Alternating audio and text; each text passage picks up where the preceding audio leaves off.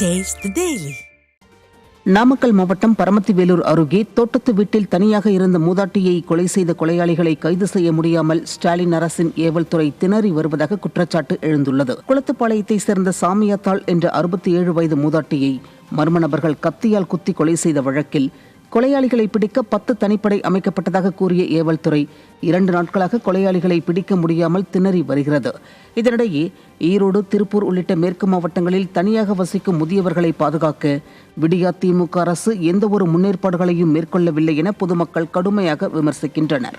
இதனிடையே கரூர் மாவட்டம் குளித்தலை அருகே பதுங்கியிருந்த 2 சிக்கியுள்ளதாக தகவல் தெரிவிக்கப்பட்டுள்ள நிலையில் விடியா திமுக ஆட்சியில் உண்மையான குற்றவாளிகளை கைது செய்ய வேண்டும் என்று பரமத்திவேலூர் மக்கள் வலியுறுத்தியுள்ளனர்.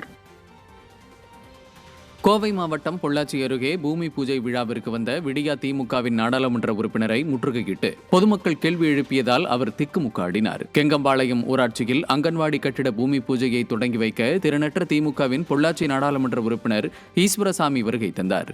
அப்போது அவரை முற்றுகையிட்ட பொதுமக்கள் தங்கள் பகுதியில் குப்பைகள் சரிவர அள்ளப்படுவது இல்லை, குடிநீர் முறையாக வருவதில்லை என அடுக்கடுக்கான குற்றச்சாட்டுகளை முன்வைத்தனர். இதனால் என்ன செய்வதென்றே தெரியாமல் திணறிய திமுக எம்பி ஈஸ்வரமூர்த்தி பொதுமக்களிடம் பதில் கூற முடியாமல் திகை நின்றார். எந்த வளர்ச்சி திட்டங்களையும் செய்யாமல் விளம்பரத்தில் மட்டுமே ஈடுபட்டு வரும் திமுகவினர் ஆங்காங்கே பொதுமக்களின் கேள்விகளால் சிக்கி திணறுவது வாடிக்கையாகிவிட்டதாக மக்கள் விமர்சிக்கின்றனர்.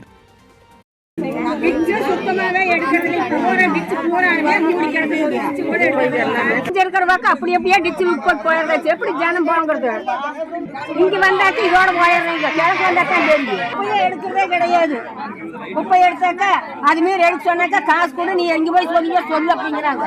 என்ன பண்ணுவீங்க? தேனி மாவட்டத்தில் பாழடைந்த பழைய வெறும் கட்டிடத்தை நூலகம் என்ற பெயரில் ஸ்டாலின் திறந்து வைத்து வெற்று விளம்பரத்தில் ஈடுபட்டது வெளிச்சத்திற்கு வந்துள்ளது. சென்னையில் சென்னை சென்ட்ரல் மெட்ரோ நூலக கட்டிடத்தை திறந்து வைத்த ஸ்டாலின் அத்துடன் தமிழகம் முழுவதும் காணொலியில் சில இடங்களில் கண்துடைப்பிற்காக நூலக கட்டிடத்தை திறந்து வைத்து தனது வழக்கமான கபட நாடகத்தை அரங்கேற்றினார். அதன்படி தேனி மாவட்டம் போடிநாயக்கனூரில் அரசு மருத்துவமனையில் சிறப்பு நூலகம் என்ற பெயரில் திறந்து வைக்கப்பட்டது. ஆனால் இதில் மருத்துவமனை வளாகத்தில் காசநோய் பிரிவாக செயல்படாமல் இருந்த பாழடைந்த பழைய கட்டிடத்திற்கு பெயிண்ட் கூட அடிக்காமல் நூலகம் என்ற பெயரில் திறந்து வைக்கப்பட்டது பெரும் அதிர்ச்சியை ஏற்படுத்தியுள்ளது. இப்படி ஒவ்வொரு நாளும் ஸ்டாலினின் விளம்பர நாடகத்தையே பார்த்துக் கொண்டிருப்பதால் எப்போதுதான் வளர்ச்சிக்கான காலம் வரும் என குமுறும் மக்கள் இதற்கான தீர்வு ஆட்சி மாற்றமே என கருத்து தெரிவிக்கின்றனர்.